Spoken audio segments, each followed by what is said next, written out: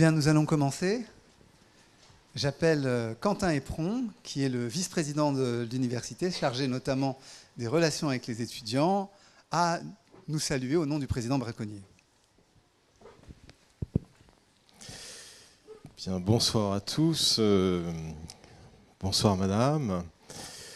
Chères étudiantes, chers étudiants, je suis vraiment ravi au nom de l'université et au nom du président Stéphane Braconnier de vous accueillir pour cette conférence témoignage de madame Senot.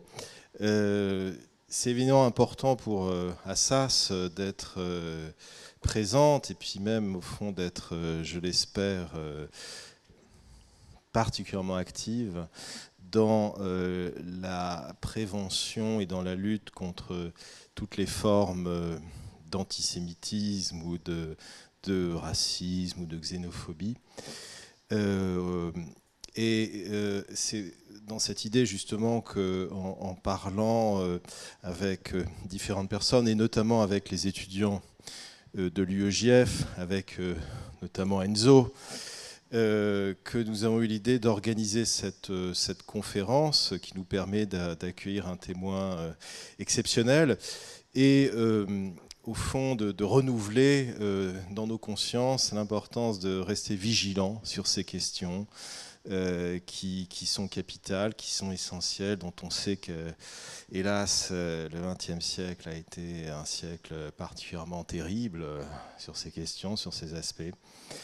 Et que, voilà, au début ou du moins dans le premier quart du XXIe siècle, nous avons ce devoir, cette mission, d'être attentifs, d'être vigilants et de nous souvenir aussi de toute cette histoire de l'antisémitisme qui, au fond, nous hante et qui reste quelque chose que nous devons garder en mémoire, garder dans nos consciences pour faire en sorte, ou du moins faire en sorte que ça ne se reproduise pas et que ça reste quelque chose de capital dans la conscience française, dans la conscience européenne et aussi finalement, bien sûr, parce que c'est lié dans les universités françaises et à Assas tout particulièrement. C'est notre mission, c'est notre devoir et c'est pour ça aussi que je suis très content que nous ayons le privilège et l'honneur de recevoir madame Senot. Merci infiniment, madame, d'avoir accepté cette invitation. Et je laisse tout de suite la parole à Youssef Murciano, qui est le président de l'UEJF. Merci à tous et bonne soirée.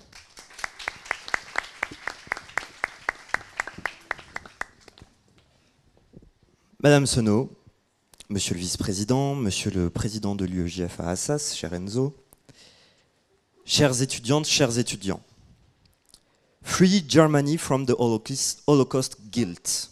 Libérer l'Allemagne de la culpabilité de la Shoah. Ces mots, gravissimes, je les ai vus orner les murs d'une capitale européenne il y a quelques semaines. Ces mots, chargés de tout ce que l'Europe peut créer de plus oublieux, de plus odieux, de plus irresponsable, sont des mots qu'il nous incombe à nous, étudiants, de combattre. Certains l'avaient prévu. Ainsi, en 1971, Vladimir Jankélévitch bâtissait une réponse, la réponse selon moi, qui vaut toujours, l'imprescriptible. Je le cite. « Le passé a besoin qu'on l'aide, qu'on le rappelle aux oublieux, aux frivoles et aux indifférents, que nos célébrations le sauvent sans cesse du néant, ou du moins retardent le non-être auquel il est voué. Le passé a besoin qu'on se réunisse exprès pour le commémorer, car le passé a besoin de notre mémoire. Oui, la Shoah est une tache dans l'histoire de l'Europe, indélébile et intolérable. Mais en la travaillant, grâce aux militants mémoriels, comme vous, Madame Senot, c'est une vigie, un moyen de se rappeler des valeurs qui doivent nous guider. Et non, ce n'est pas un fardeau dont il faudrait se défausser pour rendre l'antisémitisme plus tolérable aujourd'hui. Contrairement aux tags dans les rues de Berlin, la question n'est pas celle de la culpabilité du génocide, mais plutôt celle de la responsabilité de la transmission de sa mémoire. Voilà.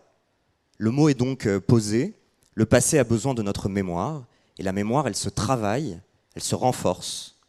Elle est une lutte constante, une lutte juste, et une lutte qui n'est pas excluante. La mémoire de la Shoah, celle que Mme Senot transmettra dans quelques minutes, n'est pas excluante. Depuis les années 60, et plus encore depuis les années 2000, une idée pernicieuse circule dans nos universités. Selon certains, une concurrence féroce existerait entre les mémoires, entre la transmission de la Shoah et celle des autres crimes et génocides.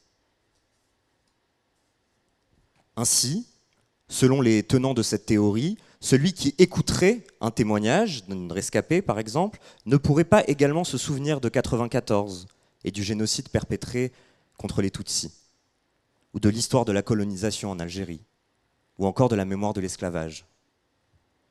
Je veux le dire avec force, cette concurrence victimaire est un poison dans nos sociétés. Au contraire, les mémoires doivent dialoguer.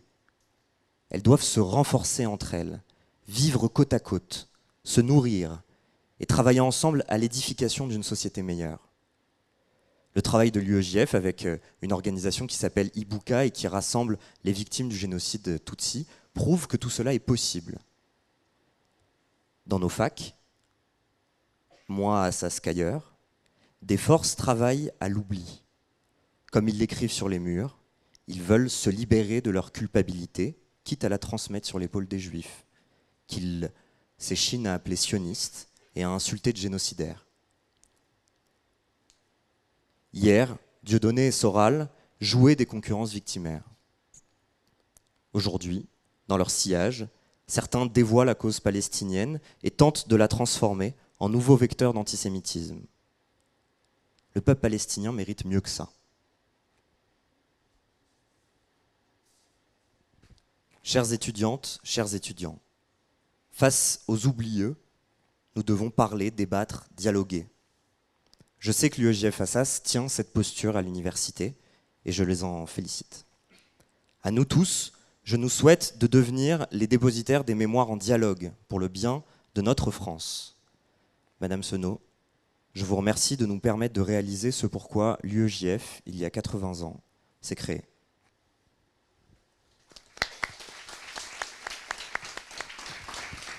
Alors la parole est maintenant à Enzo Cohen qui, comme l'a dit Youssef Murciano, est le président de l'UEJF local.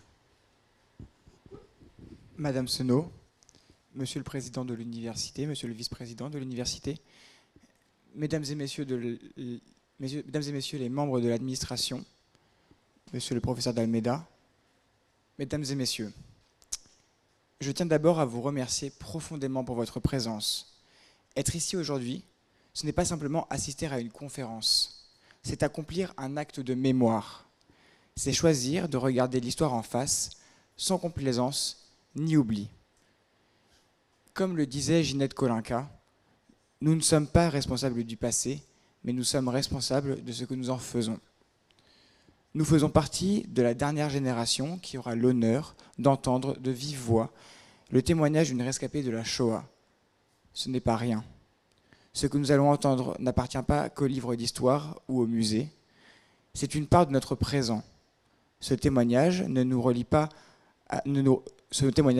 ce que l'humanité a connu de plus inhumain, mais aussi à ce qu'elle a connu de plus grand.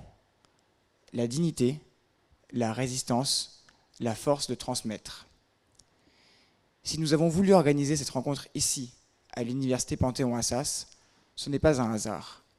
Parce que l'université, lieu du savoir, du droit et du débat, doit aussi être un lieu de mémoire. Parce qu'ici se forment les futurs juristes, magistrats, chercheurs, journalistes, citoyens. Ceux dont la responsabilité sera de défendre la vérité, la justice et la liberté. Dans ces murs, l'année dernière, un long travail de mémoire prit forme en collaboration entre l'Université Paris-Panthéon-Assas et sa section de l'UEJF. D'abord, en y apposant ici même une exposition en mémoire aux étudiants juifs déportés lors de la Shoah. Puis, quelques semaines plus tard, en apposant sur les murs du centre Panthéon une stèle en mémoire aux étudiants et professeurs juifs déportés. Et parce que la mémoire, surtout, n'appartient à aucune communauté, la Shoah n'est pas une tragédie juive. C'est une tragédie humaine. C'est une blessure européenne, une faillite universelle, et de la même manière, l'antisémitisme n'est pas un problème juif. C'est un problème républicain, un problème moral, un problème de société. On voudrait parfois nous faire croire que cette question ne concerne que les juifs, que la lutte contre l'antisémitisme serait une affaire identitaire. Mais non. Elle concerne chacun d'entre nous, parce qu'elle interroge notre conception même de la démocratie. La mémoire de la Shoah, c'est le rappel permanent de ce que devient une société quand elle cesse de défendre les plus vulnérables, quand elle s'habitue à la haine, quand elle détourne le regard. Et cette leçon-là, nous devons la faire vivre ici, à l'université. Car le savoir ne suffit pas à garantir la raison, ni la raison à garantir la morale. C'est par la transmission, par la rencontre, par l'écoute, que nous évitons de retomber dans les travers du passé. Aujourd'hui, alors que les actes antisémites se multiplient, que les mots de haine se banalisent, que le relativisme gagne du terrain jusque dans certains amphithéâtres, il devient plus que jamais nécessaire de se souvenir. Les chiffres sont glaçants. 9 étudiants juifs sur 10 disent avoir déjà été confrontés à de l'antisémitisme au sein de leur université. Et près d'un tiers des jeunes de 18 à 24 ans estiment qu'il serait légitime de s'en prendre à des Français juifs à cause du conflit au Proche-Orient. Ces chiffres ne sont pas abstraits. Ils sont le reflet d'un malaise profond. Ils nous rappellent que la haine ne disparaît jamais vraiment. Elle se transforme, elle se dissimule, elle réapparaît sous d'autres visages, d'autres mots, d'autres justifications. Et c'est précisément pour cela que nous avons souhaité accueillir Madame Senot.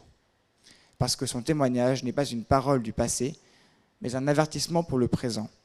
Parce qu'elle nous rappelle que le pire n'est jamais arrivé d'un coup, mais par une succession de renoncements, d'habitudes, de lâcheté. Madame Senot, votre présence ici est un privilège. Vous avez vu ce que nul ne devrait voir, connu ce que nul ne devrait connaître. Et malgré cela, vous avez choisi la parole, vous avez choisi la transmission. Vous êtes la preuve que la mémoire peut être un acte de vie et non un enfermement dans la douleur. Vous nous montrez que témoigner, ce n'est pas seulement raconter, c'est éduquer. C'est rappeler à chaque génération ce que valent la dignité, la liberté. Ces mots que notre République a parfois tendance à prononcer sans toujours malheureusement les mesurer. À l'UEJF Assas, nous croyons profondément que la mémoire de la Shoah n'est pas seulement une mémoire juive, mais une mémoire universelle. Elle nous oblige à regarder le monde tel qu'il est et à nous demander quelle part de responsabilité nous acceptons de porter. Elle nous apprend que la lutte contre la haine des Juifs, c'est aussi la lutte contre toutes les formes de racisme, contre toutes les atteintes à la dignité humaine. Transmettre, ce n'est pas seulement se souvenir, c'est refuser l'indifférence. Alors merci Madame Senot pour votre courage, votre force et la lumière que vous portez. Merci à l'université de faire vivre ce devoir de mémoire et merci à chacun d'entre vous, étudiants, enseignants, citoyens, d'avoir choisi d'écouter. Parce qu'écouter aujourd'hui, c'est déjà résister. Et transmettre, c'est faire triompher la vie.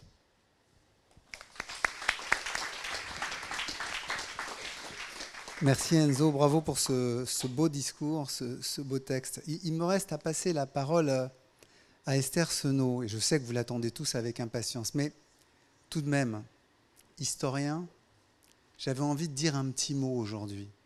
Nous sommes le 10 novembre. Le 9 et 10 novembre 1938 s'est déroulé un événement capital que je pense beaucoup d'entre vous ont en mémoire, la Nuit de Cristal. Ça a été peut-être le premier acte d'une série de massacres si terribles qu'il a fallu à un moment donné que quelqu'un, un juriste, Raphaël Lemkin, invente un mot pour le qualifier. Ce mot, il l'a trouvé en 1943, c'est le mot de génocide. Et si nous sommes réunis ce soir, c'est parce que nous pensons que ce génocide, ce crime qui n'avait pas de nom, qui s'est commis en Europe, mérite d'être rappelé. Et la date symbolique à laquelle nous nous trouvons, le 10 novembre, je trouve, donne d'autant plus de poids à ce que nous allons entendre. Esther Senot, je vous remercie moi aussi d'être là, de m'avoir donné quelques mots avant l'introduction. Je sais que vous aviez prévu un long témoignage. Je vous frustre en vous obligeant à le couper, mais je vous donne avec une immense joie la parole. Merci. Bonjour. Merci d'être venus si nombreux pour m'écouter. Alors voilà, je vais être assez brève sur mon arrivée en France. Mes parents ont émigré en 1930, chassés. Enfin, nous sommes originaires de Pologne. Nous venions d'un petit village où la situation devenait très pénible. Donc mes parents ont émigré en 1930, chassés par l'antisémitisme et les mauvais traitements qu'on subissait dans ce pays. Et nous avions déjà tout membre de notre famille qui avait émigré au XXe siècle, ici en France, en disant que la France était le pays de la liberté, de la démocratie, qu'on avait tous les droits, chose qui n'existait pas dans notre pays d'origine. Nous sommes donc arrivés en France en 1930. Nous sommes installés dans un quartier très populaire parce que vous savez, à l'époque, quand on arrivait en tant qu'émigré, il n'y avait pas d'aide sociale, il fallait se débrouiller par nos propres moyens. Et c'était une période assez difficile, qu'il y avait eu une vaste crise économique qui venait des États-Unis, qui avait envahi pratiquement le monde entier. Donc pratiquement pas de travail et pas beaucoup de possibilités. Nous avons trouvé donc un petit logement dans le 20e arrondissement, qui s'appelait le Passage Ronce, qui faisait 200 mètres de long sur 4 mètres de large. Alors, vous voyez que c'était vraiment un petit passage. Alors là, nous avions trouvé un petit logement, deux pièces, cuisine, et nous habitions à 8 personnes dans ce petit appartement. Alors je peux vous dire que moi, à partir de l'âge de... Je suis arrivé en France, j'avais à peine 2 ans. À partir de 3 ans, j'ai pratiquement passé toute mon enfance dans la rue. Comme tous les enfants du quartier, parce que là, on avait quand même de l'espace pour vivre à peu près normalement. Alors vous savez, quand on a passé toute une enfance dans la rue, on apprend vite. Donc j'ai fait l'école maternelle à Paris, j'ai fait l'école communale jusqu'en juin 1940. Donc, à l'école communale, nous avions à l'époque ce qu'on appelait des maîtresses d'école. Disons qu'à l'époque, les maîtresses d'école, c'était pas un métier, c'était une vocation. C'est dommage que c'est un peu changé. Bien, alors quand elle tombait sur des élèves qui avaient quand même beaucoup plus de possibilités que les autres, elle nous poussait vraiment en avant pour qu'on apprenne beaucoup plus vite. Donc quand on travaillait bien, on sautait d'une classe. Je me suis retrouvé donc en juin 1940 à passer mon certificat d'études. Évidemment, j'ai passé la première partie qui s'appelait l'écrit.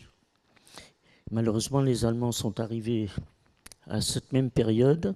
Et je n'ai pas eu l'occasion de passer la deuxième partie. Donc je me retrouve, vous voyez, malgré mon grand âge, avec la moitié d'un certificat d'études.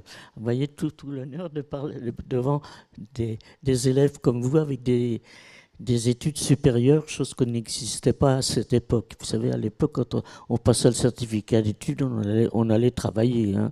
Les études s'arrêtaient là. Bien, alors vous dire, bon... L'arrivée a été assez difficile. J'avais des frères qui étaient quand même beaucoup plus âgés que moi, qui trouvaient à chacun leur tour à trouver un petit boulot, évidemment, pour essayer de vivre un peu normalement. Et dans tous ces quartiers populaires, il y avait quand même beaucoup d'émigrés qui venaient de l'Europe entière.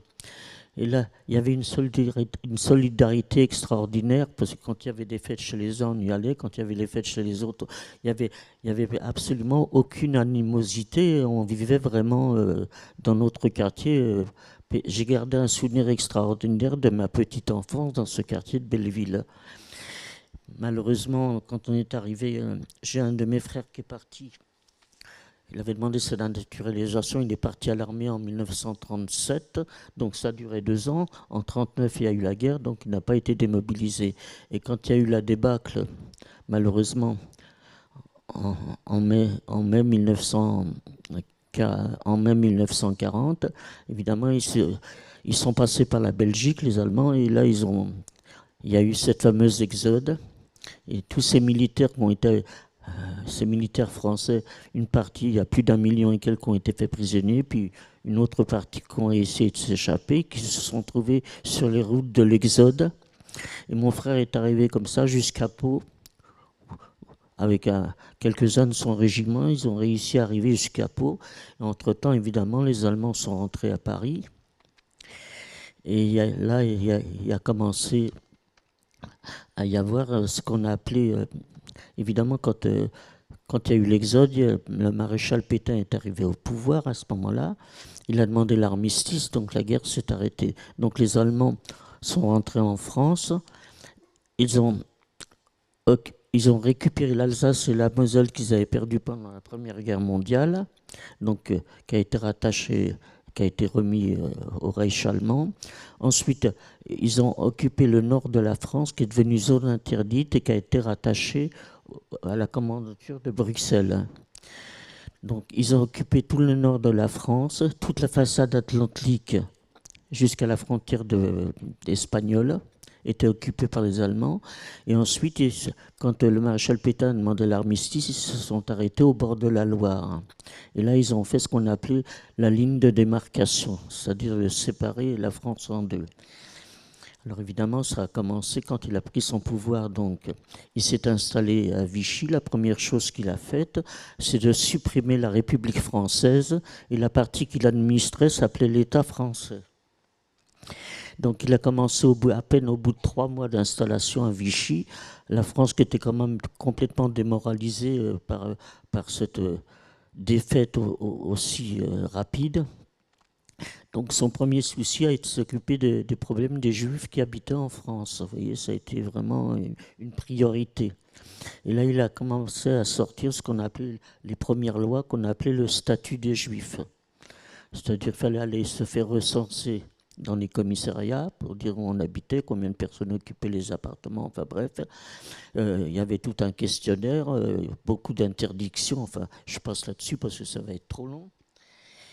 Et puis ensuite, donc il a commencé je vous dis, de supprimer la République française, et la partie qu'il administrait s'appelait l'État français.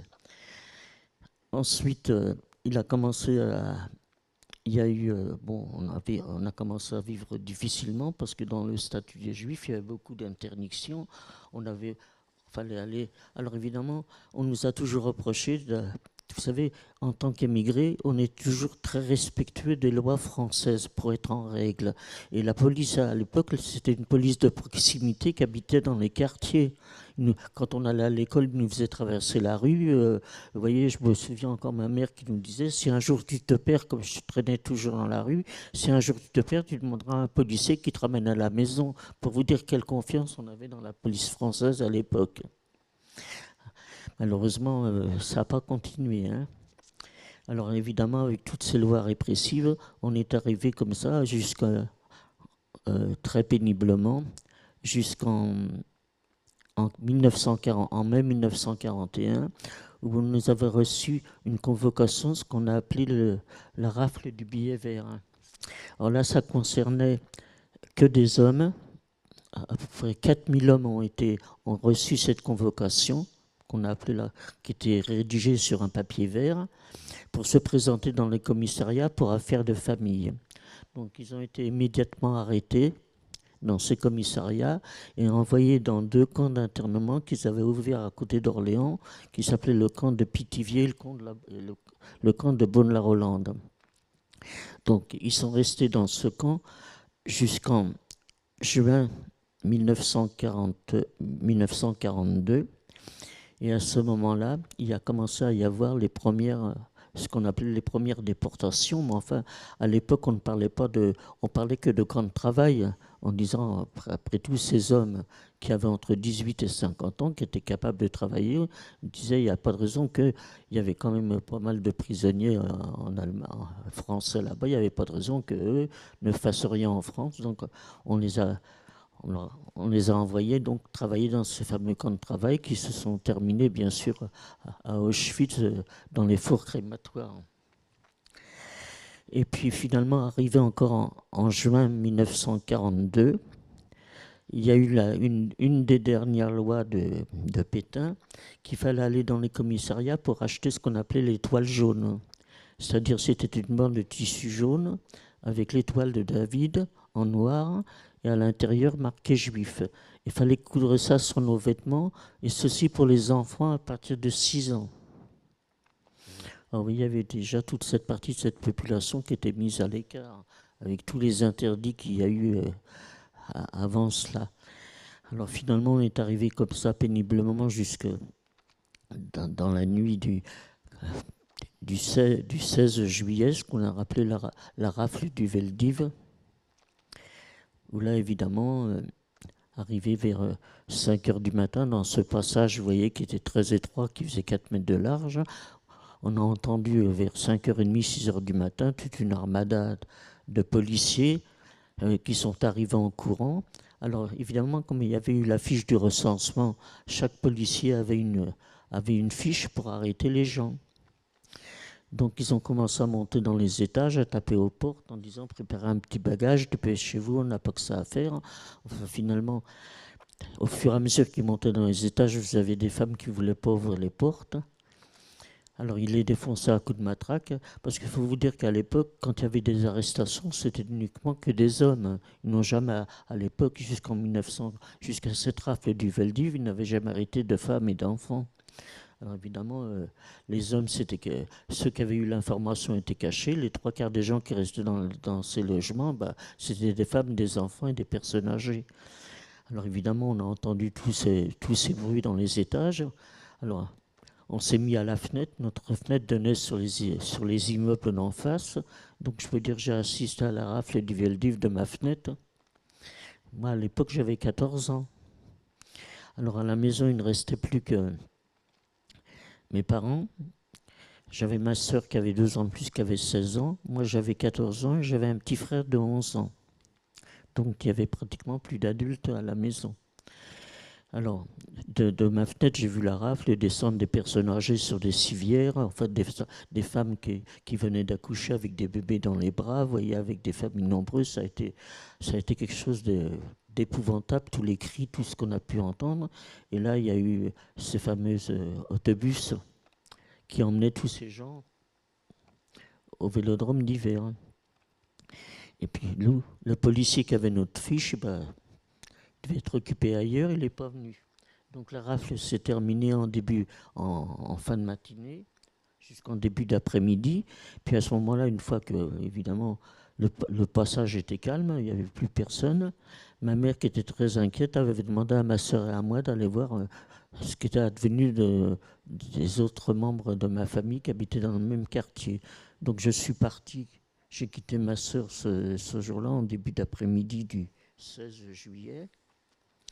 J'ai fait le tour du quartier. Il y a eu 17 membres de ma famille qui ont été arrêtés ce jour-là, qui ne sont jamais revenus.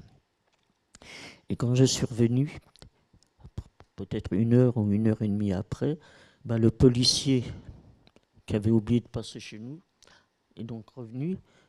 Et là, ils ont arrêté mes parents et mon petit frère qui avait 11 ans. Alors, ils n'ont pas été envoyés au Veldiv, ils ont été envoyés directement au camp de Drancy, où ils ont été déportés en mois d'août, 1 mois après, évidemment en direction d'Auschwitz. Alors évidemment, quand je me suis revenu, j'ai fait le tour du quartier en demandant aux voisins s'ils avaient revu ma sœur. Personne ne l'avait revue. Alors je ne savais pas où aller. Donc j'ai été trouvé, j'avais ma belle-sœur, mon frère qui était militaire, j'avais ma belle-sœur qui habitait Place de la République au début du boulevard Voltaire. Donc je suis arrivé là-bas. Et la gardienne qui était sur le pas de la porte, elle me dit c'est pas la peine de monter. Ta belle-sœur est partie. J'avais un petit neveu qui avait 4 ans. Elle me dit ton frère a réussi à remonter jusque vers la ligne de démarcation parce qu'à l'époque, les lois de Vichy ne concernaient que les juifs étrangers. Ça ne concernait pas les juifs français. Donc, mon frère a réussi à faire passer sa femme et mon petit neveu donc de l'autre côté de la ligne de démarcation. Et là, il a placé mon petit-neveu dans une famille catholique à Pau. Et ma belle-sœur est partie du côté, parce qu'il y avait une partie, parce que Mussolini avait quand même fini par déclarer la guerre à la France, alors que la guerre était pratiquement terminée. Donc ils occupaient la Savoie, la Haute-Savoie et une partie de Menton était occupée par les Italiens. Alors disons qu'ils n'avaient pas de problème avec les Juifs, donc disons que ma belle-sœur s'est trouvée donc cachée pendant toute cette période de toutes ces rafles. Alors évidemment, moi, quand je me suis retrouvé tout seul, je ne savais plus où aller. Alors la gardienne, elle m'a fait rentrer dans sa loge et j'ai su par la suite que c'était une femme qui faisait partie des premiers réseaux de résistance. Et elle servait de boîte à lettres, si vous voulez. C'était une femme déjà d'un certain âge, donc elle m'a fait rentrer dans sa loge.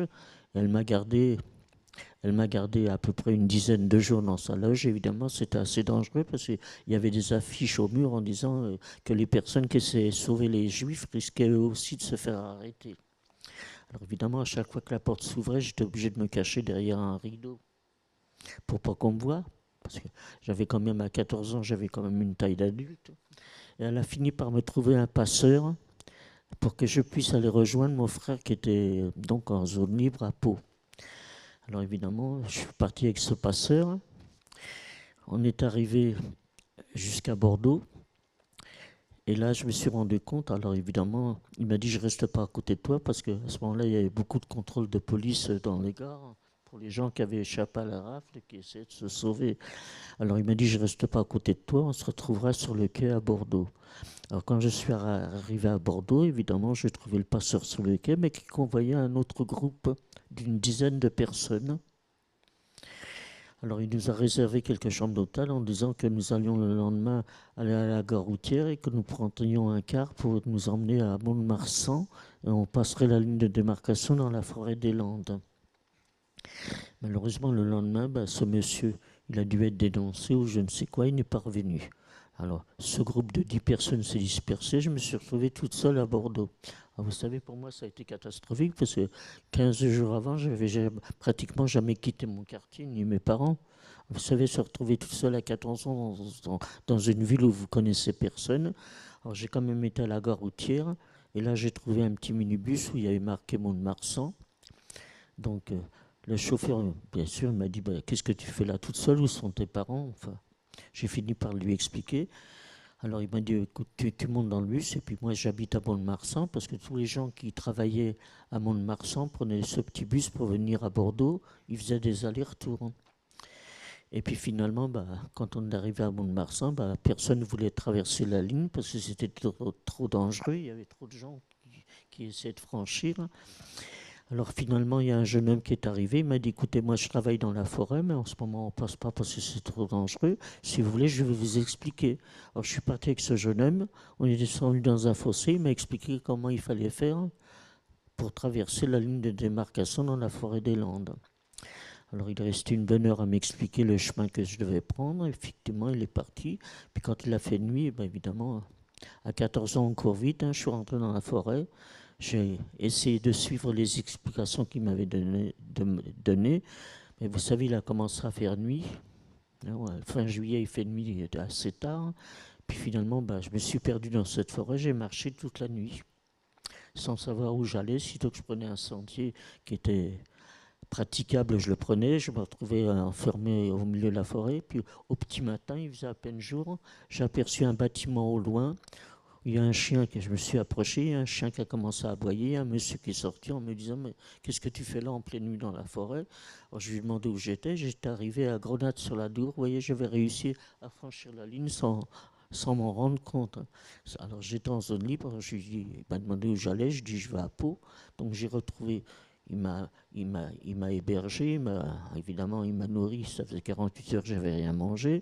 Ensuite j'ai dormi un petit peu et puis au moment de partir, il m'a dit, comme on était déjà à Grenade-sur-la-Dour, c'était en zone libre, il y avait un car normal qui faisait la ligne Mont-de-Marsan-Pau. Donc il m'a emmené jusqu'à l'arrêt de l'autobus, il m'a donné un peu d'argent. Puis j'ai retrouvé, donc j'étais à la caserne, retrouvé mon frère. Évidemment, il a été un peu surpris parce que quand ma belle-sœur, quand elle est partie rejoindre, il n'était pas au courant de la rafle du Veldiv. Alors évidemment, il a été un peu surpris. Alors il m'a trouvé Alors comme lui, il était dans la caserne, je ne pouvais pas rester là-bas. Il m'a trouvé une chambre de bonne à Pau, au 37 rue Carnot. Vous voyez, j'ai encore l'adresse, d'ailleurs l'immeuble existe toujours. Et je suis resté donc dans cette chambre de bonne pendant 3 mois. Alors tous les matins, il venait me porter à manger, il venait me porter des livres, il a dû écumer toutes les bibliothèques de Pau pour m'apporter de quoi m'occuper. Et on est resté là jusqu'au mois de novembre 1942. Et à ce moment-là, les Alliés avaient débarqué en Afrique du Nord. Donc, en représailles, ils ont occupé toute la France. Donc, il n'y avait plus de ligne de démarcation. Toute la France était occupée par les Allemands. Et c'est à ce moment-là que Pétain a donné l'ordre d'arrêter tous les Juifs, qu'ils soient français ou de n'importe quelle origine. Alors, évidemment, mon frère se doutait bien de ce qui était arrivé. Donc, avec quelques-uns de son régiment, ils ont franchi la frontière espagnole, où il s'est trouvé évidemment interné dans les camps de Franco. Et au bout de quelques mois, quand ils ont été libérés, il s'est retrouvé à Casablanca, où il s'est engagé dans la 2e DB.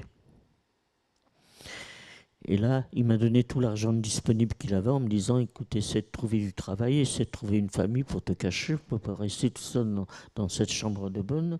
Donc, je me suis dit, quand mes parents étaient arrêtés, je me suis dit, bon, mes parents étaient déjà, mon père avait 52 ans, ma mère avait 50 ans, mon petit frère avait 11 ans. Je me suis dit, c'était peut-être qu'un contrôle de police, ils ont peut-être été relâchés. Donc, j'ai pris le train, je suis remonté à Paris. Évidemment, il y avait toujours les scellés sur l'appartement, parce que quand ils arrêtaient les gens, ils mettaient les scellés. Alors j'ai refait le tour du quartier, personne n'avait revu encore ma sœur, je ne sais pas ce qu'elle était devenue. Je suis retourné donc voir la gardienne, qui m'a trouvé à ce moment-là un hébergement.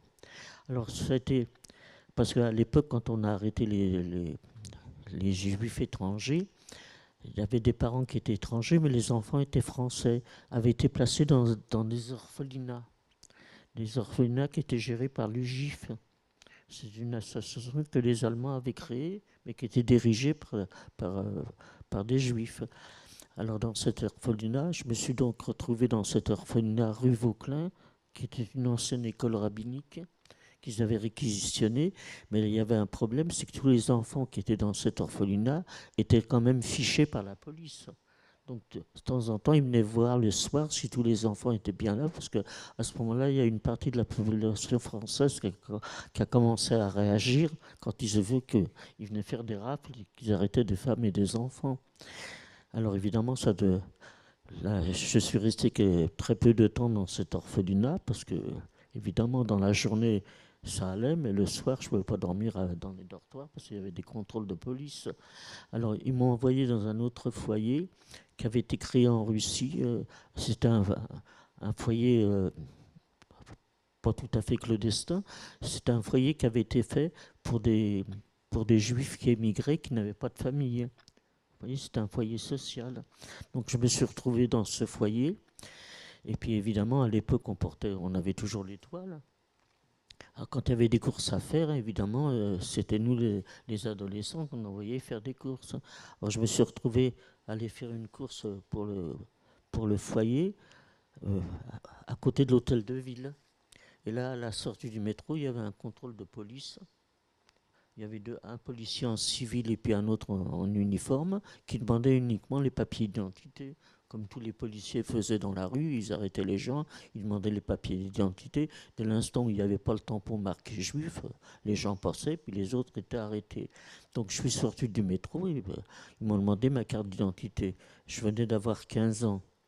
Alors j'ai dit, moi je n'ai pas de papier d'identité, c'était pas obligatoire à l'époque. Alors ils m'ont demandé comment je m'appelais, comme j'avais un nom à consonance étrangère, j'ai pas voulu leur répondre. Ils m'ont demandé où j'habitais, évidemment, j'allais pas leur dire où j'habitais. Alors il y en a celui qui était en civil, il m'a un peu secoué, il m'a dit, puisque tu ne peux pas répondre, on va t'emmener au commissariat, qui était juste en face d'ailleurs. Et puis là, évidemment, au bout d'un certain temps, j'ai fini par donner mon nom. Comme je figurais pour être arrêté avec mes parents, ils m'ont gardé jusqu'à vers 17h. Là, il y a un quart de police qui est arrivé. À l'époque, c'était ce qu'on appelait des paniers à salade. C'était des quarts de police avec des cellules grillagées. Vous savez, là, j'ai commencé à déchanter quand je me suis trouvé là-dedans, qui a fait le tour de tous les commissariats pour récupérer les personnes qui avaient été arrêtées. Et je me suis trouvé au camp de Drancy le 25 août 1943. Et là, au bout d'à peine une semaine que j'y étais, on a été désigné pour faire partie du prochain convoi qui devait soi-disant aller travailler dans les usines en Allemagne. Enfin de la main-d'œuvre. On parlait pas de camp de concentration, de camp d'extermination. Alors on était un peu surpris parce que la majorité de la population qui se trouvait à Drancy, c'était des femmes, des enfants, enfin des personnes d'un certain âge, en se demandant qu'est-ce qu'ils allaient bien pouvoir faire dans un camp de travail en Allemagne. Alors les gendarmes, pour nous rassurer, nous disaient oh, bah, vous les jeunes, vous irez travailler. Le soir, ça sera un regroupement familial. Donc j'ai été désigné pour faire partie du prochain convoi qui quittait Drancy le 2 septembre 1943. Donc là, on a été envoyé sur la gare de Bobigny, qui est à proximité du camp de Drancy. Et là, ils nous ont propulsés. Alors évidemment, chaque convoi devait être un minimum de 1000 personnes. Alors comme il y avait eu pas mal de déportations entre 42 et 43, ils n'avaient pas toujours les 1000 personnes de disponibles au camp de Drancy parce que vous aviez beaucoup de femmes de prisonniers de guerre qui étaient là en otage au camp de Drancy, mais comme elles étaient encore protégées par la Société des Nations, ils ne pouvaient pas les déporter. Donc ils n'avaient pas toujours les 1000 personnes disponibles. Ils ont donc été à la Fondation Rothschild qui était rue de Picpus, là où ils ont été dans une maternité où ils ont arrêté des femmes qui venaient d'accoucher. Et à côté, il y avait une maison de retraite où ils ont sorti pas mal de personnes âgées pour compléter ce transport de 1000 personnes. Donc on s'est trouvé à la gare de Bobigny où il y avait un train qui nous attendait avec des centaines de wagons à bestiaux. Et là, on s'est retrouvés dans ces wagons à bestiaux à 50 et 60 personnes. Ils nous ont mis un seau avec de l'eau, évidemment, parce qu'il faisait très chaud. Et ils ont mis un tonneau pour les besoins hygiéniques. Ils ont fermé les portes. On vous dire, on a voyagé comme ça pendant 3 jours. Alors, faut dire dans quelles conditions. Les personnes âgées ont commencé à tomber.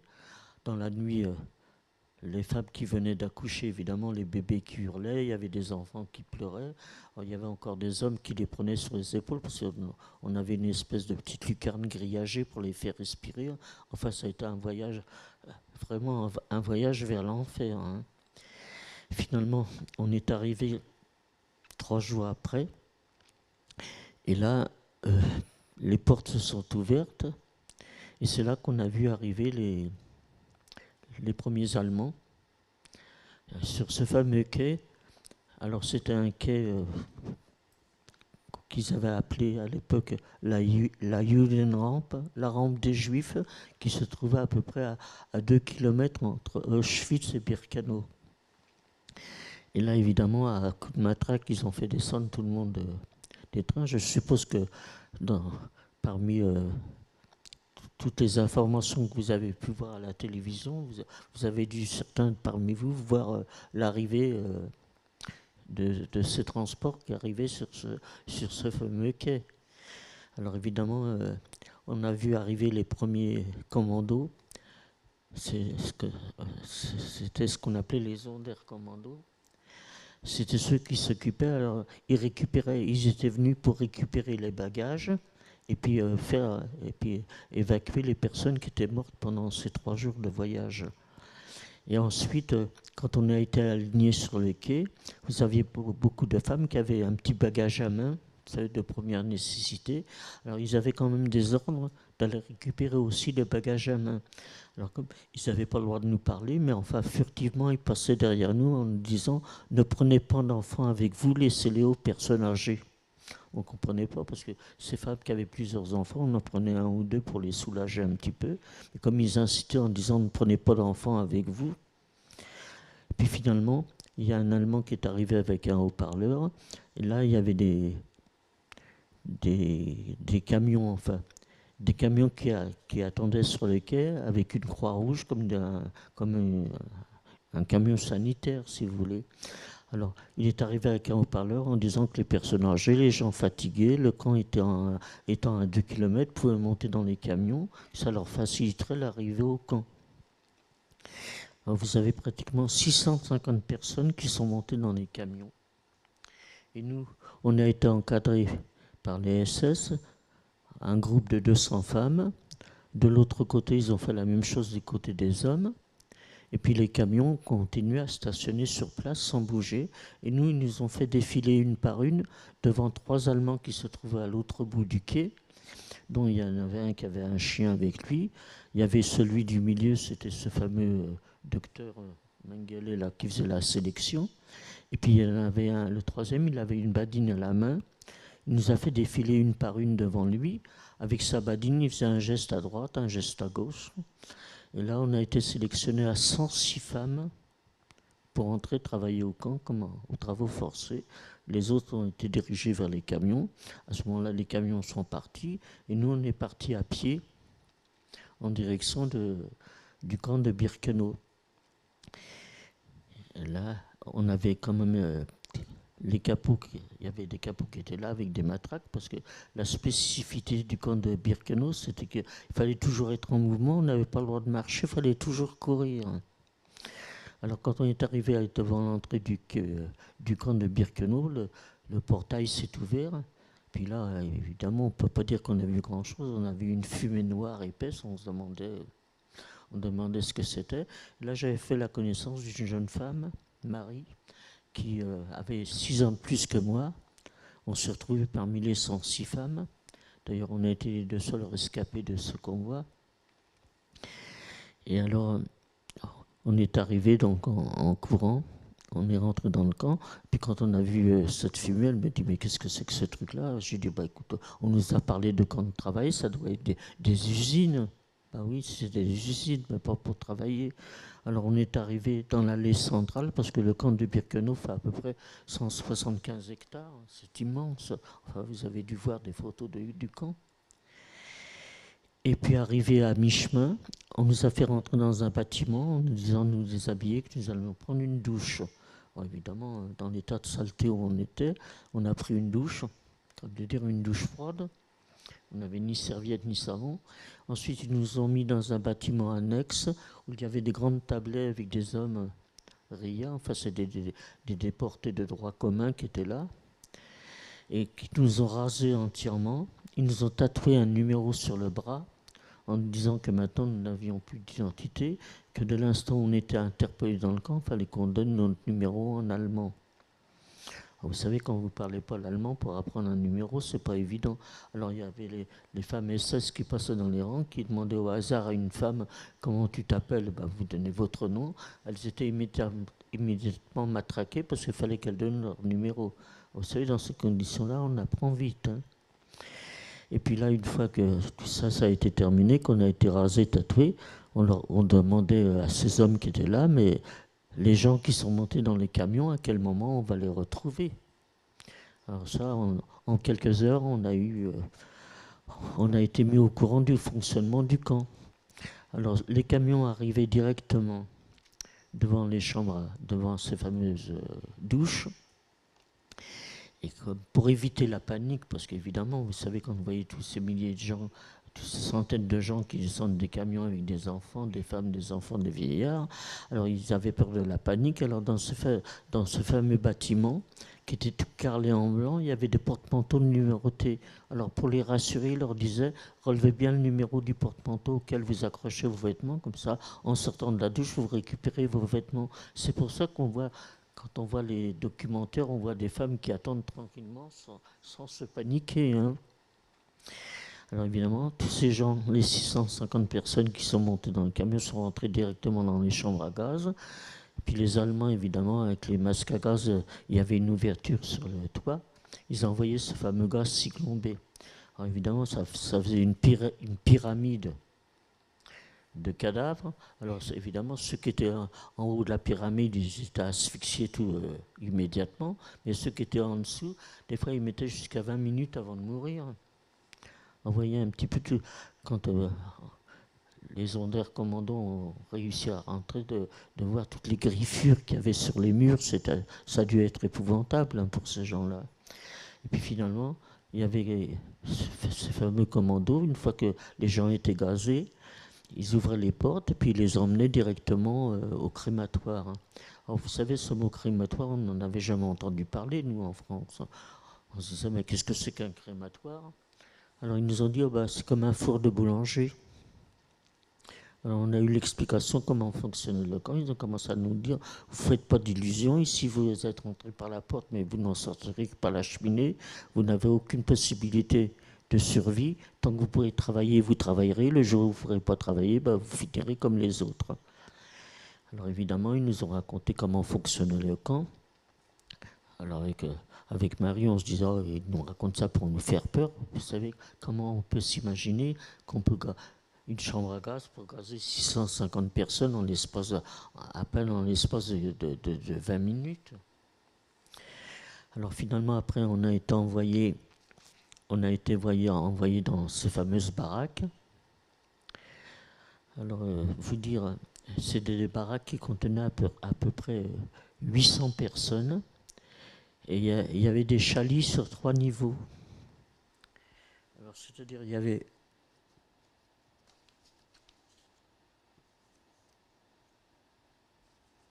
Enfin, là, on ne peut pas voir, mais enfin, ça ne fait rien si vous voulez les faire passer dans les rangs. Alors, c'était des chalets sur 3 niveaux qui faisaient la taille d'une cage à lapins. On était 6 par niveau. Ça savez que sur la hauteur, on était 18. Et tout ça sur une baraque qui contenait 800 personnes. Et alors, le soir, donc, on essayait de dormir tête bêche parce qu'on n'avait qu'une paillasse et une couverture pour 6. Et puis le matin, il y avait ce qu'on appelait les chefs de bloc qui venaient à coups de matraque nous faire sortir pour l'appel. Alors l'appel, qui durait des heures, enfin là c'était au mois de septembre où il faisait beau. Alors pendant des heures, pour comptabiliser, vous savez, le nombre des centaines et des centaines de baraques qu'il y avait à Birkenau, ça durait pendant des heures. Alors quand il faisait beau encore, on restait debout pendant des heures pour qu'ils retrouvent le compte. Et avant de sortir de la baraque, il fallait qu'on fasse le tour pour récupérer les personnes qui étaient mortes dans la nuit, pour les aligner devant la baraque, parce qu'il fallait que, s'il y avait 800 personnes qui étaient rentrées dormir dans les baraques, il fallait qu'ils retrouvent les 800 personnes le matin. Donc il fallait comptabiliser aussi les personnes qui étaient mortes. Alors là, ça durait des heures. Et ensuite, comme on venait d'arriver, on était envoyé pour travailler à l'extérieur.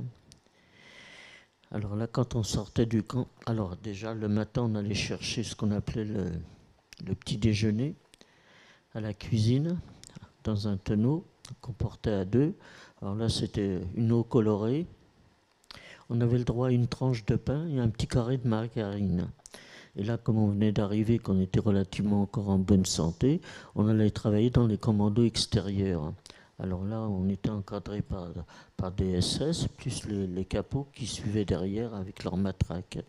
Alors là, on nous fournissait des grandes brouettes en bois, qu'on appelait des tragues, avec 2 manches devant et 2 manches derrière. Il fallait mettre, on était à 1 kilomètre du camp, il fallait mettre des matériaux de construction, c'est-à-dire des planches, des rouleaux de fil de fer, enfin du matériau de construction qu'on ramenait au camp. Donc on faisait 1 kilomètre pour déposer nos brouettes et on repartait, on faisait ça 12 heures par jour.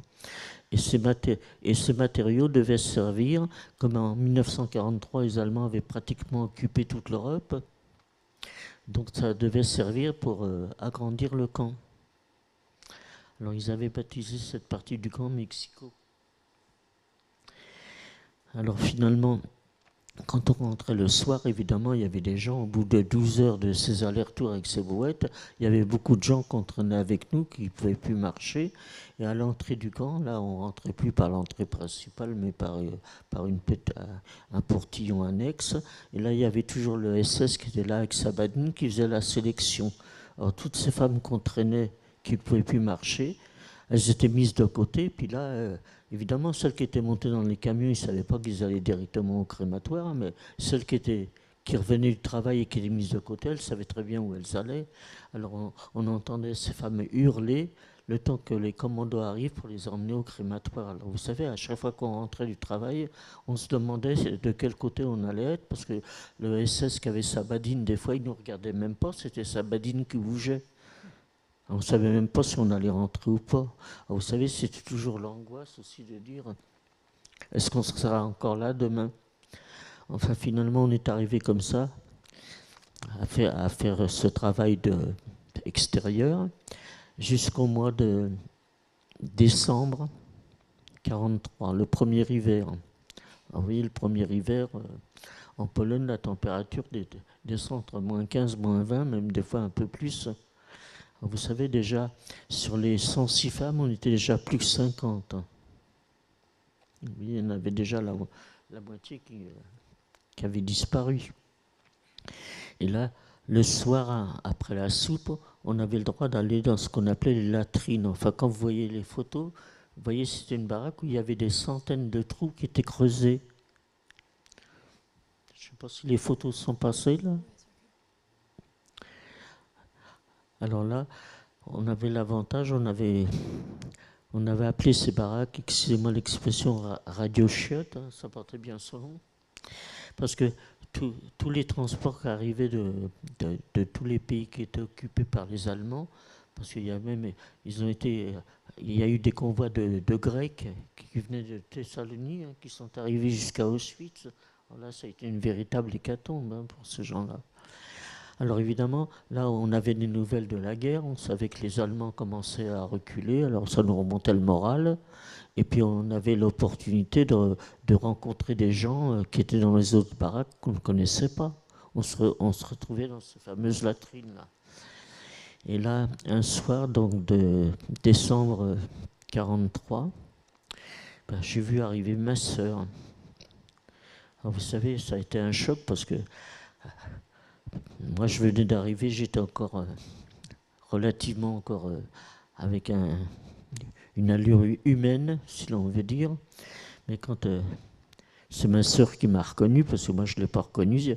Alors elle, quand il y a eu la rafle du Veldiv, que je vous dis que je ne savais pas où était partie ma sœur, elle avait été chez une de mes tantes qui habitait dans le haut de Belleville, presque à la limite de l'arrondissement. Et ma tante, elle avait des amis à Montfermeil, où ils avaient été se cacher toutes les deux. Et au mois de novembre, elles sont venues à Paris. Là, il n'y avait plus de rafle, c'était juste des contrôles de police. Donc, elles sont venues à Paris dans l'appartement de ma tante pour chercher quelques vêtements, puisqu'elles étaient parties précipitamment. Et là, malheureusement, elles ont été arrêtées en novembre 1942. Elles ont été déportées en février 1943. Donc elles ont été envoyées à Drancy. Elles ont été déportées en février 1943. Et en février 1943, du camp de Drancy, il y a eu 3 transports qui sont partis à 48 heures d'intervalle. Pour vous dire, 3000 personnes arrivaient à 48 heures d'intervalle. Donc quand j'ai retrouvé ma sœur, elle était déjà dans un état lamentable. Elle me demandait où je travaillais. Quand je lui ai dit que je travaillais sur les chantiers extérieurs, elle savait très bien qu'on ne pouvait pas passer un hiver. Puis vous savez, pour les nazis, ça ne leur posait pas de problème parce qu'à chaque fois qu'il y avait un transport qui arrivait après nous, quand il y avait une centaine de femmes qui étaient mortes, ils sélectionnaient les 100 premières femmes pour les remplacer. Même les autres qui auraient pu travailler, ils allaient directement au crématoire. Ils avaient besoin d'un effectif qui était remplacé par les transports qui arrivaient après. Alors évidemment, quand je lui ai dit que je travaillais dans les commandos extérieurs, elle savait très bien qu'on ne pouvait pas tenir le coup. Elle avait fait la connaissance d'une jeune femme qui s'appelait Mala. Alors elle avait été déportée de Belgique et comme elle parlait plusieurs langues, elle servait d'interprète. Et c'est elle qui avait les fichiers des commandos où on travaillait. Alors elle a quand même sauvé pas mal de gens, cette femme, parce qu'elle pouvait falsifier assez facilement ses fiches pour nous donner des emplois un peu plus faciles. Donc, elle a réussi à me faire sortir avec mon ami Marie de ces commandos extérieurs. On a été travailler à l'intérieur du camp. dans une baraque qu'on appelait la Weberas. C'était une baraque de tissage. Il fallait faire des cordes. Alors, des cordages, ils nous fournissaient des matériaux, des chiffons, des longueurs de tissu, des longueurs de fil de fer, enfin différents matériaux pour faire des cordes. Des cordes très très serrées. Et là, on enroulait ça sur des rouleaux comme sur les chantiers électriques, vous savez, sur des grands rouleaux.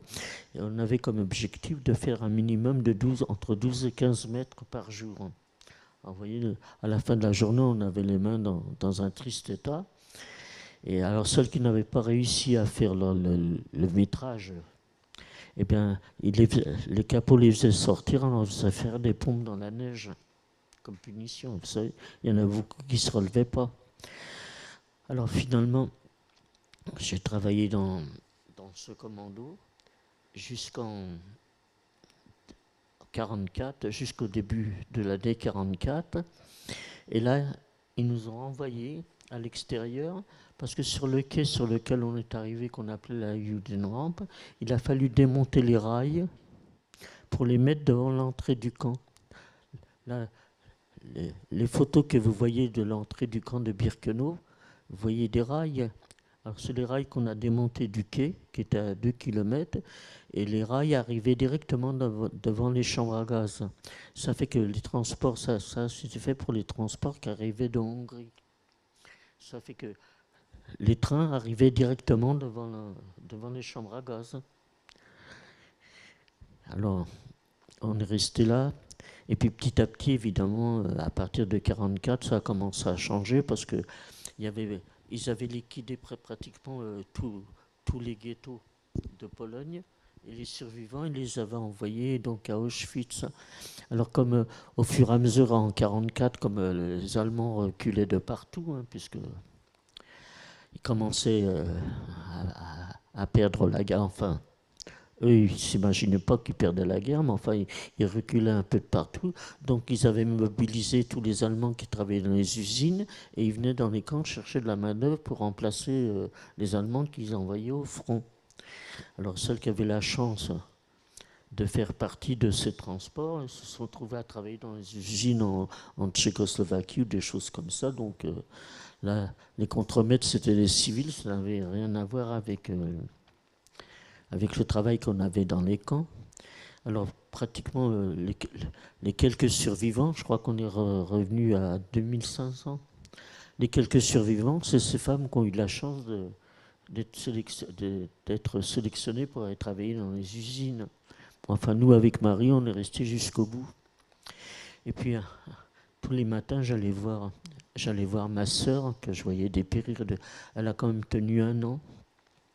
Alors le matin, j'allais la voir dans sa baraque. On avait 5 minutes de flottement pour voir dans quel état elle était. Puis un matin, je suis arrivé dans sa baraque. Elle n'était pas là. Alors je demande aux autres femmes, mais où elle est, ma sœur? Elle m'a dit, elle n'a pas pu se lever. Elle a été envoyée au revire. Le revire, c'était l'infirmerie. Alors je me suis précipité là-bas et j'ai trouvé ma sœur allongée sur une paillasse. Elle avait été mordue par un chien, elle crachait du sang, enfin elle était dans un état épouvantable. Alors je lui ai dit, écoute Fanny, tu ne peux pas rester là, parce que dès l'instant où on n'allait pas à l'appel, c'est qu'on ne pouvait pas aller travailler, donc il y avait la charrette qui passait, puis qu'ils emmenaient toutes ces femmes qui n'avaient pas été travailler. Alors je lui ai dit, écoute, on va t'aider à sortir de là. Elle m'a dit, écoute, pour moi c'est terminé, c'est fini, j'irai pas jusqu'au bout. Elle dit maintenant, elle dit, toi, t'es jeune, t'as l'air de tenir le coup. Elle se souleva un petit peu, elle m'a prise dans ses bras, puis elle m'a dit, tu me promets que si tu as une chance de revenir, de raconter ce qui s'est passé ici, tous ces monstres ont été capables de nous faire subir. Elle dit surtout, tu promets, tu n'oublieras pas de raconter pour qu'on ne soit pas les oubliés de l'histoire. Puis elle est retombée sur sa paillasse. Moi, je suis parti travailler. Et puis, quand je suis revenu, évidemment, ma soeur n'était plus là. Alors, évidemment, j'avais mon amie Marie.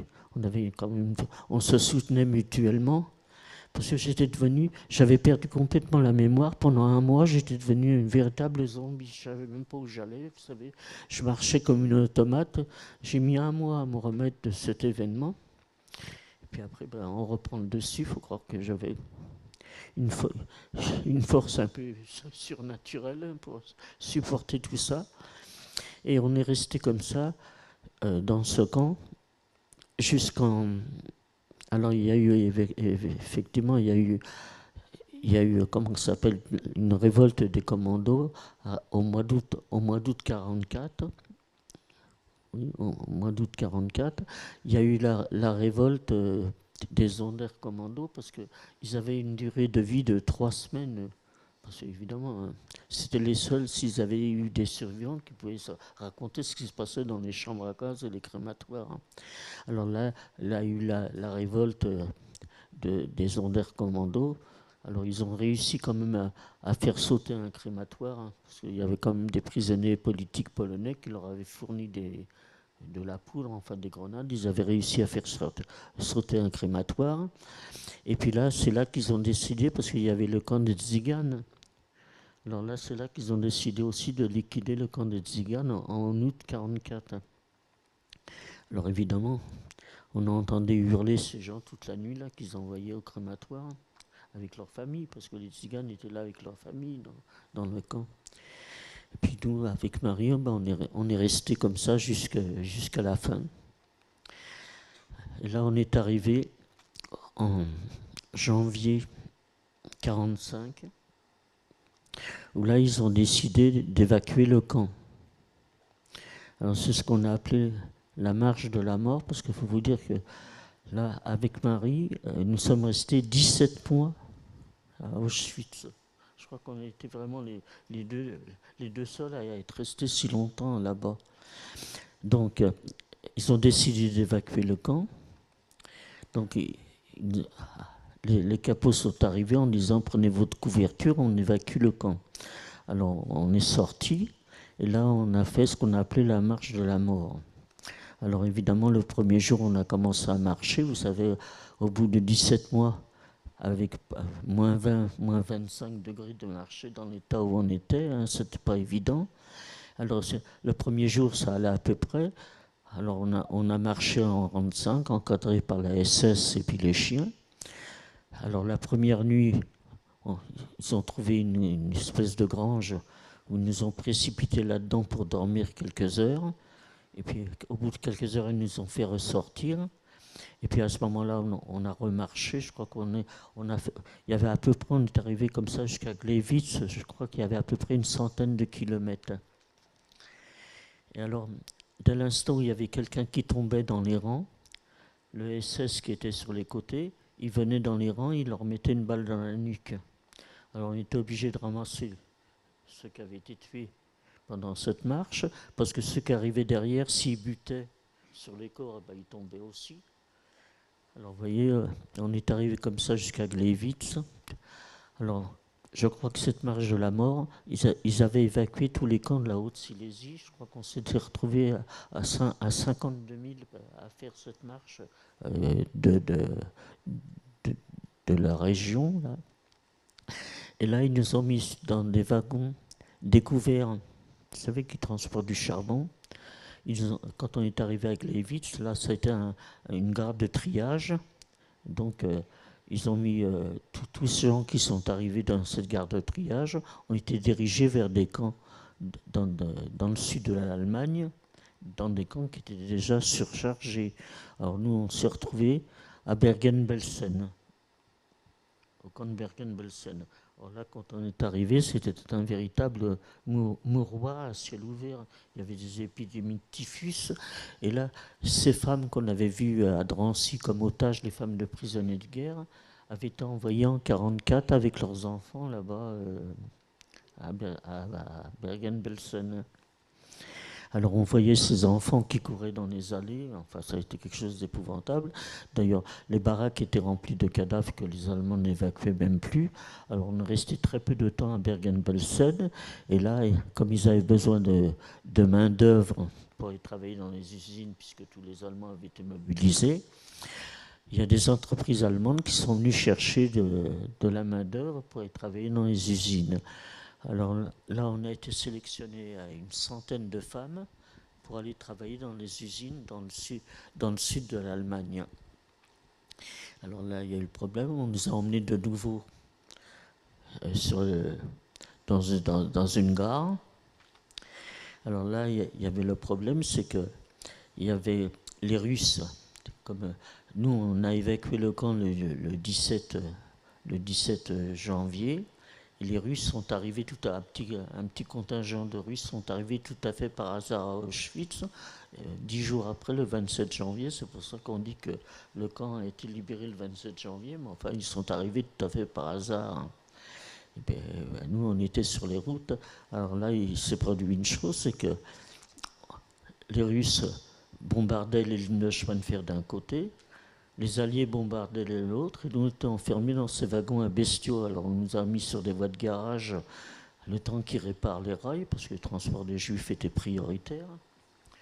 Et on s'est retrouvés, au bout de quelques jours, dans une annexe du camp de Flossenburg, dans le sud de l'Allemagne. Alors là, ils avaient construit des usines souterraines. Comme toutes les usines étaient bombardées, ils avaient construit des usines souterraines. Alors, on a été travailler dans ces usines souterraines pendant à peu près une quinzaine de jours. Et puis là, évidemment, ça a quand même été bombardé.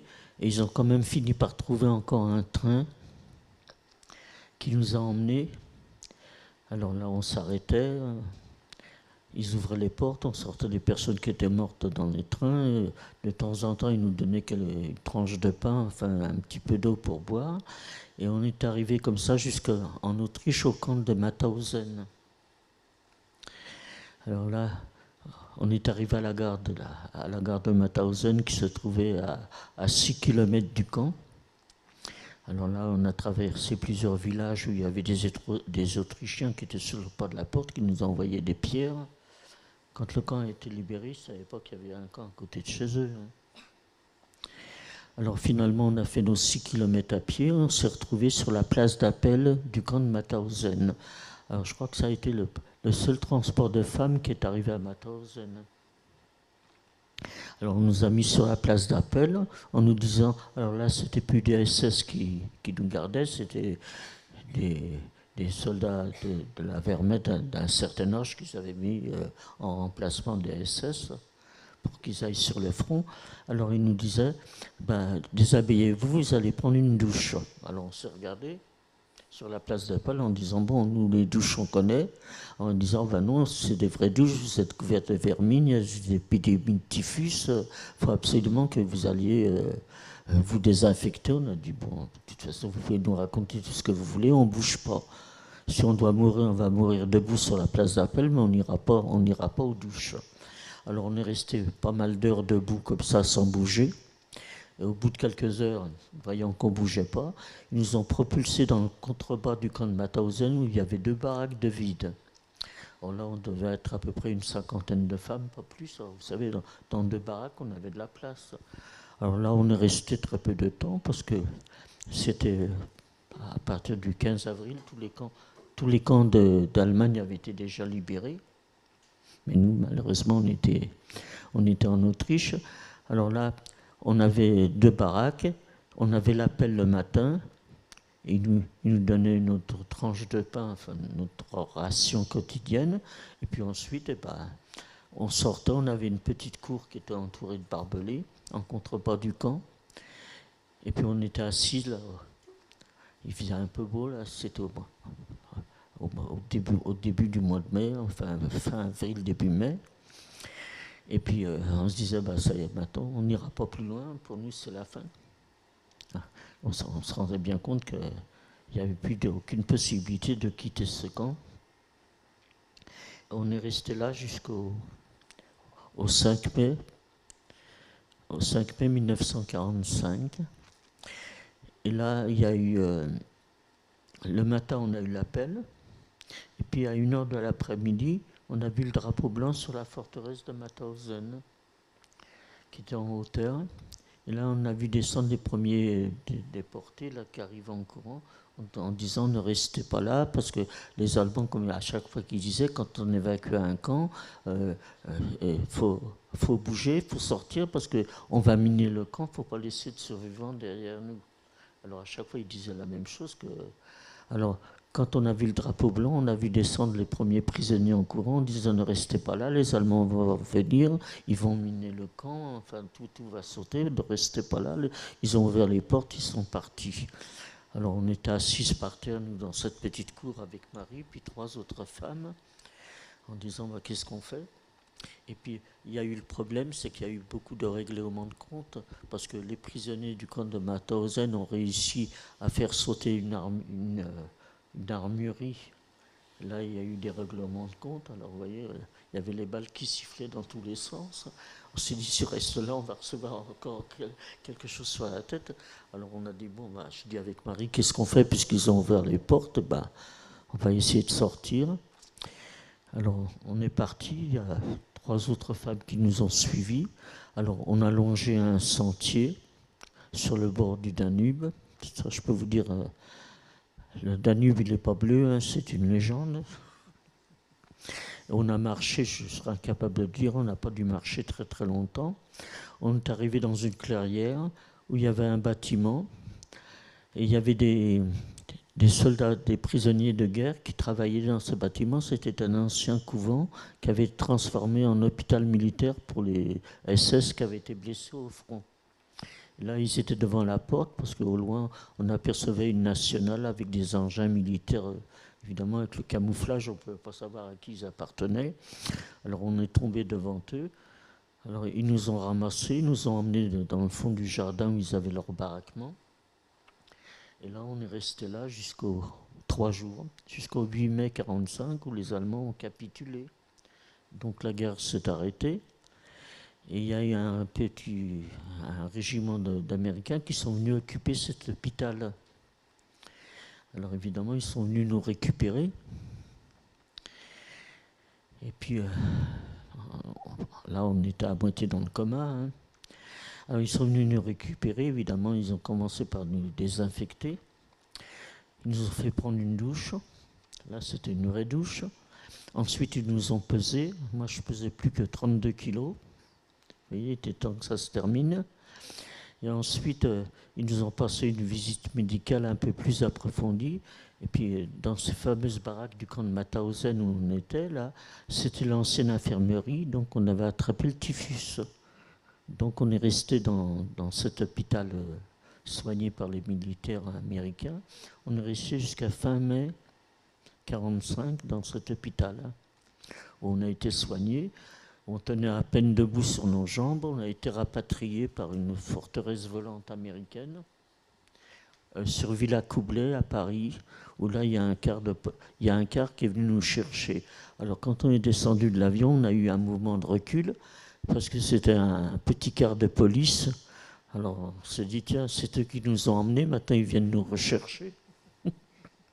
Alors on a hésité, enfin finalement ils sont venus parlementer en nous disant qu'ils nous emmenaient à l'hôtel Lutetia où ils réceptionnaient les survivants. Donc on est arrivé à l'hôtel Lutetia où il y avait des centaines de personnes qui étaient devant l'hôtel Lutetia avec des photos pour nous demander si on connaissait un tel et un tel. Vous pensez, des photos des gens qui étaient en bonne santé avant la guerre. Hein. Finalement on est arrivé à l'hôtel Lutetia. Alors c'était fin mai, début juin 1945. Et là, il y avait un guichet, on nous a fait des papiers d'identité provisoires.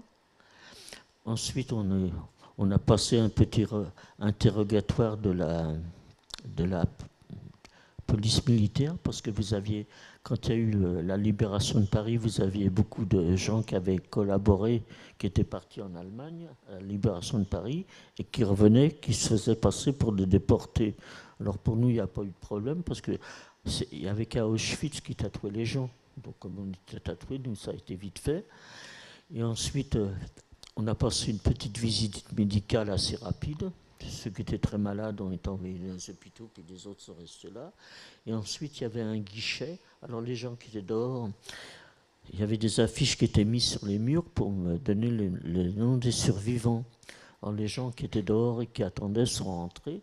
Et ceux qui avaient de la chance de retrouver de la famille, ils passaient dans un bureau où on leur donnait une certaine somme d'argent pour évidemment démarrer dans la vie. Hein. On n'était pas revenu avec des lingots d'or dans les poches. Alors finalement, mon amie Marie, elle avait été fiancée avant la guerre, donc son fiancé venait régulièrement. Donc ils sont passés dans ce petit bureau pour récupérer la somme d'argent qui était allouée. Alors moi, il y avait le problème, moi j'étais déporté, j'avais 15 ans, je suis revenu, j'en avais 17, mais la majorité était à 21 ans. Et moi, personne ne venait me chercher, hein, parce que personne n'est revenu de ma famille. Alors, on a demandé, mais qu'est-ce qu'on va faire de nous? Ils ont dit, écoutez, vous patientez, si au bout de 48 heures, personne ne vient vous chercher, il y a des organismes qui vont venir vous récupérer. Alors, Marie est partie avec son fiancé, et puis 48 heures après, elle est revenue. Alors, effectivement, il y a un organisme qui est venu, c'était l'OSE, l'œuvre de secours aux enfants, qui venait récupérer les adolescents comme nous, enfin. Si on peut appeler ça des adolescents, on avait plutôt l'air de vieilles femmes que des adolescentes. Alors je leur ai demandé où ils nous emmenaient. Ah bah oui, mais ils nous emmenaient de nouveau dans des centres, enfin dans des orphelinats. Il n'y avait pas d'autre solution. Alors moi je me dis, là, on n'est pas question. Moi, entre 42 et 43, j'avais fait déjà 2 orphelinats. Je me suis dit, avec tout ce que j'ai passé, je ne vais pas me retrouver encore dans un orphelinat avec des enfants qu'on leur avait dit, maintenant la guerre est finie, vos parents vont venir vous chercher, et qui hurlaient toute la nuit. Alors j'ai dit, moi, il n'en est pas question. Je me suis toujours débrouillé tout seul, mais je n'irai pas dans un orphelinat. Et ce entrefait de Marie, elle est revenue avec son fiancé, puis quand elle m'a vu que j'étais là, elle me dit, qu'est-ce qui s'est passé? Alors je lui ai expliqué. Elle m'a dit, écoute, ça fait rien. Alors, comme elle était revenue avec son fiancé, eux c'était des adultes, on est passé dans ce fameux bureau qui donnait la somme d'argent. Dès l'instant où j'étais avec 2 adultes, ils ont proposé des questions pour savoir qui c'était. Ils m'ont donné la somme qui nous était allouée, puis je suis parti. J'ai donc été habiter avec mon amie Marie chez elle à Saint-Ouen. Et là, évidemment, elle avait sa sœur qui avait été cachée pendant la guerre, donc elle avait récupéré son appartement, enfin un petit appartement de ses parents. Alors on est resté là pendant 2-3 jours, et puis à ce moment-là, je lui ai dit, moi je voudrais bien retourner dans mon quartier pour voir, peut-être qu'éventuellement, il y a peut-être des membres de ma famille qui seraient revenus. Alors, on est partis toutes les deux, et quand on est arrivé dans le quartier de Belleville, là où j'habitais, alors évidemment, on avait peut-être repris 2 ou 3 kilos. Et vous savez, à l'époque, 1 an après la libération de Paris, vous savez, des femmes, les cheveux n'avaient pas encore poussé, des femmes rasées qui pesaient 35 kilos, il n'y en avait pas beaucoup qui circulaient dans Paris. Alors là, on a eu un petit attroupement qui est venu vers nous en disant, mais qu'est-ce qui vous est arrivé? Racontez-nous, qu'est-ce qui s'est passé là-bas? Alors on a commencé à vouloir parler, raconter ce qui nous était arrivé. Et puis on sentait que les gens commençaient à s'énerver. Et puis, au bout d'un moment, il y a une personne qui nous a dit, mais vous racontez n'importe quoi, vous êtes devenue folle, ça n'a pas pu exister. Et puis il nous a dit, qu'est-ce que vous avez fait qu'est-ce que vous avez fait vous pour revenir et pas les autres? Alors finalement, on a été culpabilisés d'être des survivantes. Alors, vous savez, ça n'a pas été un retour facile, enfin. Ça a été facile pour pas mal de gens parce qu'ils ont retrouvé de la famille, mais vous savez, quand on se retrouve tout seul, puis au bout d'un certain temps, Marie, elle s'est mariée, bien sûr. Alors évidemment, la cohabitation à 3 n'était pas évidente. Et là, il s'était ouvert la FNDRP, une association qui était rue Leroux et qui s'occupait uniquement des déportés politiques. Alors là, ils nous ont donné un petit local qui était tenu par Louise Alcan. Je ne sais pas si vous en avez entendu. L'autre jour, il y a eu un reportage, elle était venue parler. Alors, ce petit local qui faisait à peu près 20 mètres carrés était tenu par Louise Alcan. Et puis, il y avait une assistante sociale, Madame Kahn, qui s'occupait. Alors, je leur ai expliqué que de toute façon, je n'avais pas d'appartement, je ne savais pas où aller. Donc, ils m'ont trouvé un petit studio dans le 11e arrondissement. Et puis là, comme on avait reçu une certaine somme d'argent, ils m'ont dit, écoute, maintenant, débrouille-toi, maintenant, il faut trouver du travail, il fallait bien que vive de quelque chose. Alors, vous savez, comme je vous ai dit, moi j'ai quitté l'école à 12 ans. avec la moitié de mon certificat d'études.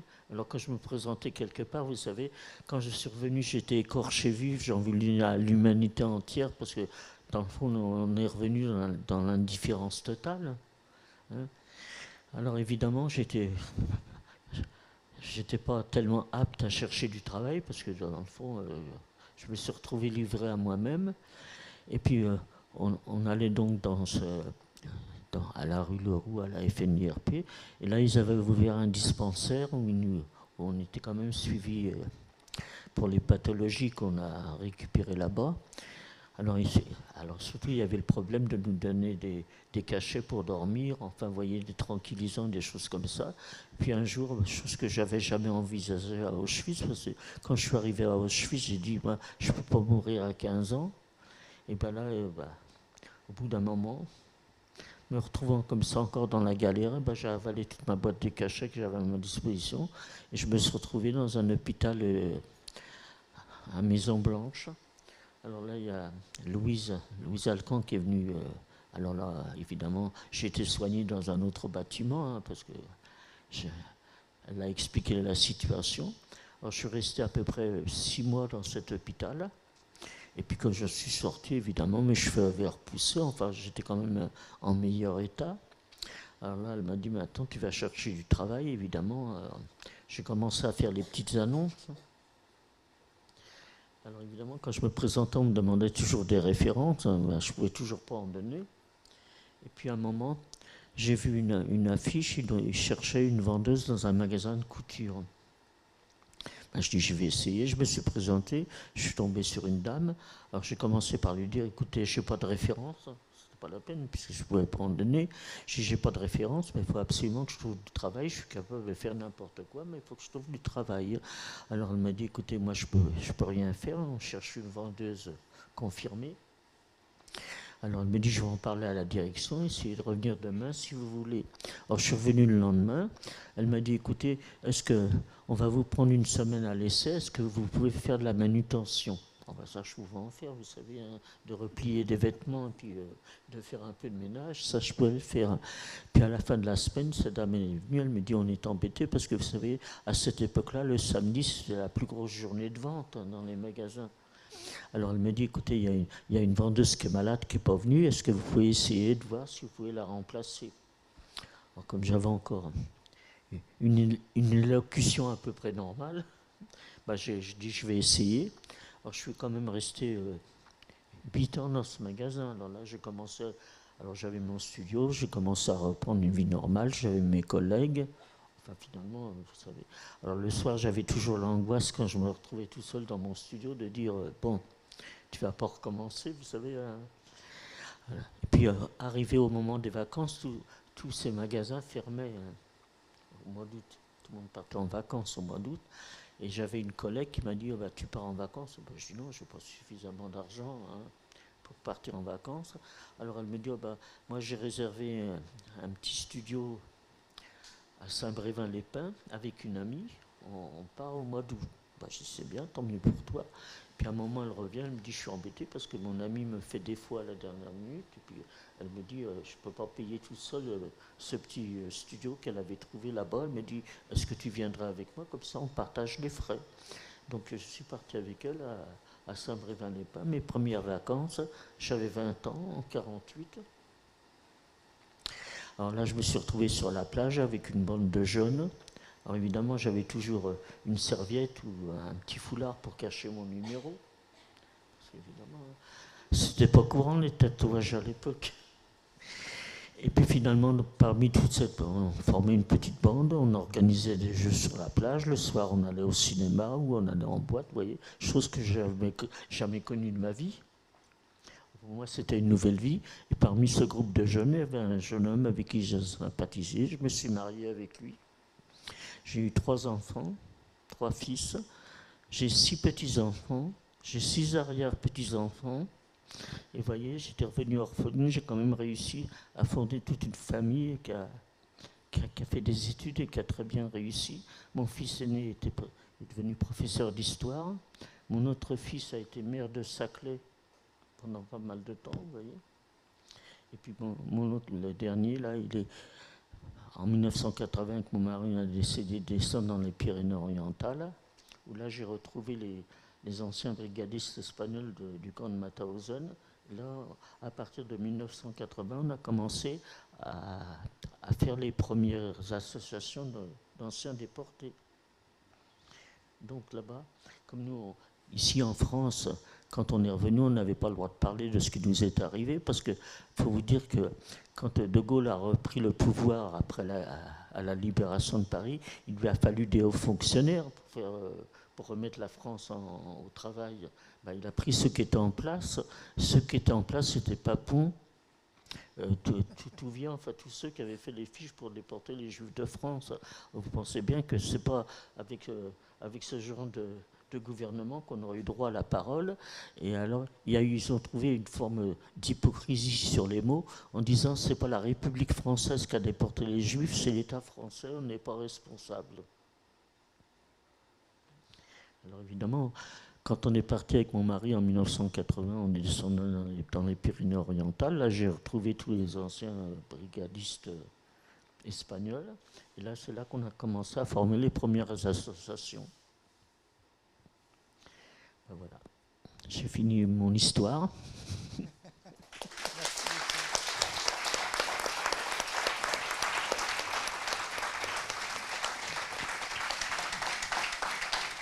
Merci beaucoup. Je me tourne vers Chloé. Est-ce qu'on a 2 minutes? On n'a pas beaucoup de temps, mais peut-être quelques minutes pour les questions. Alors, je ne voudrais pas qu'il y ait trop de frustration. On peut prendre quoi? 1 ou 2 questions? Non? Excusez-moi de prendre 2 minutes de votre Bien temps, sûr. parce que j'ai écrit un message pour les jeunes générations. Vous en faites encore partie, enfin une partie. Aujourd'hui, je vous lance un appel solennel en faveur de la paix. Les guerres actuelles ne se déclenchent pas uniquement pour des raisons politiques. Si l'on se réfère aux conflits qui ensanglantent le monde, on voit qu'elles ont aussi des causes idéologiques, ethniques ou religieuses. Aujourd'hui, nous ne sommes plus qu'une poignée de survivants des crimes nazis. C'est à vous, mes enfants, que je m'adresse maintenant. Lorsqu'on n'aime pas son voisin parce qu'il est différent, cela s'appelle du racisme. C'est ce racisme qui a conduit à la déportation de millions de personnes innocentes. C'est au nom de ce racisme que les pires horreurs sont commises. Et pourtant, tous les enfants du monde sont pareils à vous. Je compte sur vous pour lorsque nous ne serons plus là, nous qui avons connu les camps et pouvons certifier qu'ils ont bien existé, vous puissiez témoigner en notre nom à tous, face aux négationnistes, aux révisionnistes et autres faussaires de l'histoire. Vous devenez maintenant nos témoins, comme nous-mêmes avons été les témoins et les victimes de ces atrocités. Vous devez faire preuve de tolérance et reconnaître le droit à la différence. Je le répète, ne vous laissez pas entraîner sur la voie du racisme et de la xénophobie, c'est-à-dire de la haine de l'étranger. Elle conduit aux crimes les plus horribles. Acceptez d'être différents les uns des autres. Nous vous faisons confiance. Vous êtes notre avenir. Ne nous décevez pas. Faites preuve de tolérance et de compréhension si vous voulez continuer à vivre dans un monde de paix. Vous vivez en France, dans un pays démocratique. Alors, mes enfants, essayez de protéger ce pays le plus longtemps possible.